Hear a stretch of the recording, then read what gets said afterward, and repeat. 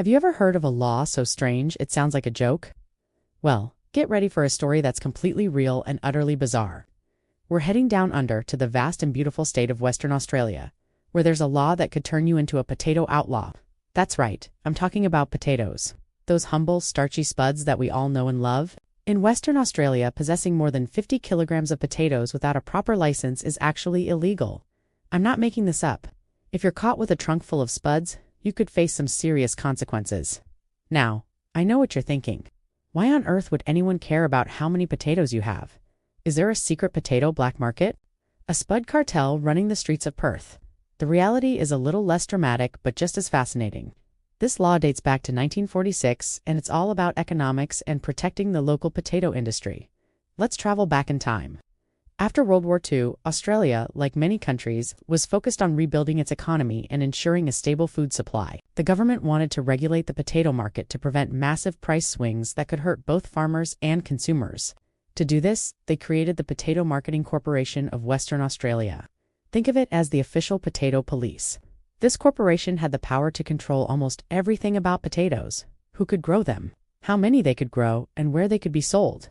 The goal was to guarantee farmers a fair price for their crops and ensure a steady, affordable supply for everyone else. So how did they enforce this? By making it illegal for anyone else to trade potatoes on a large scale? The 50-kilogram limit was put in place to distinguish between someone buying potatoes for their family and someone trying to operate an unauthorized potato selling business on the side. Anyone caught with more than 50 kilos was presumed to be a rogue trader trying to bypass the official system. The authorities even had the power to stop and search vehicles they suspected of carrying contraband spuds. Imagine getting pulled over and the first question you're asked is, "Sir, do you have any potatoes in the vehicle?" For decades, this system was the law of the land. Potato inspectors, who were basically detectives for tubers, would patrol the roads, especially the highways leading into Perth from the potato-growing regions in the southwest of the state. There are legendary stories of high-speed chases and elaborate smuggling operations, all involving bags of potatoes.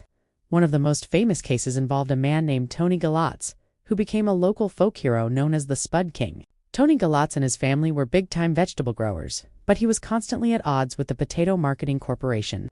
He believed the regulations were outdated and stifled competition. He wanted to sell his own potatoes directly to the public at lower prices, but the corporation wouldn't let him. So what did he do? He defied them, publicly. He would hold massive sales, giving away potatoes for free or selling them far below the regulated price, openly challenging the authorities to stop him. He became famous for his rebellious spirit and his fight for a free market in potatoes. People would line up for blocks just to support him and get their hands on his cheap spuds. He was taken to court multiple times, but his public battles only made him more popular. He was the Robin Hood of potatoes. The media loved it, of course. News crews would film the dramatic standoffs between Galatz and the potato inspectors. It was a bizarre, uniquely Australian saga. On one side, you had a government body trying to enforce a 70-year-old law, and on the other, a charismatic rebel farmer who just wanted to sell his vegetables. This whole potato drama really highlighted how strange and outdated some laws can become. What was once created to protect an industry had turned into a source of public ridicule and a major headache for everyone involved. The story has a happy ending for the Spud King, though. The constant pressure from people like Tony Galatz and the changing economic landscape eventually led to a major shift. In 2016, after years of debate and controversy, the Western Australian government finally decided to deregulate the potato industry. The Potato Marketing Corporation was disbanded. The era of the potato police was over. Farmers were now free to grow and sell as many potatoes as they wanted, to whomever they wanted. It was a huge victory for free market principles and a major news story across Australia.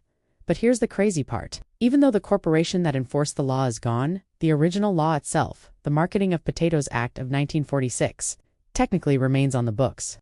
While it's no longer enforced, that little clause about possessing more than 50 kilograms of potatoes is still officially part of the state's legislation. It's a ghost law, a relic from a bygone era.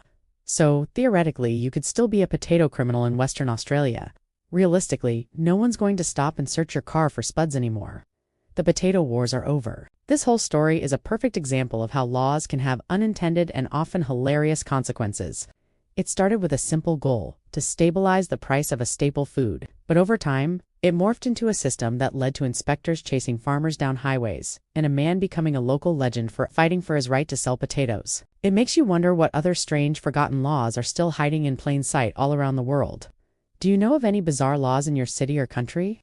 Let me know in the comments below. I'd love to hear about them. This journey into the world of illegal potatoes shows us that behind every strange rule, there's usually an even stranger story. It's a tale of economics, rebellion, and the incredible power of the humble potato. So next time you're making French fries or mashed potatoes, spare a thought for the outlaws and rebels of Western Australia who fought for your right to enjoy them freely.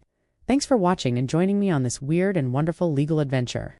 If you enjoyed this story, don't forget to hit that like button and subscribe for more deep dives into the strange corners of our world. See you next time.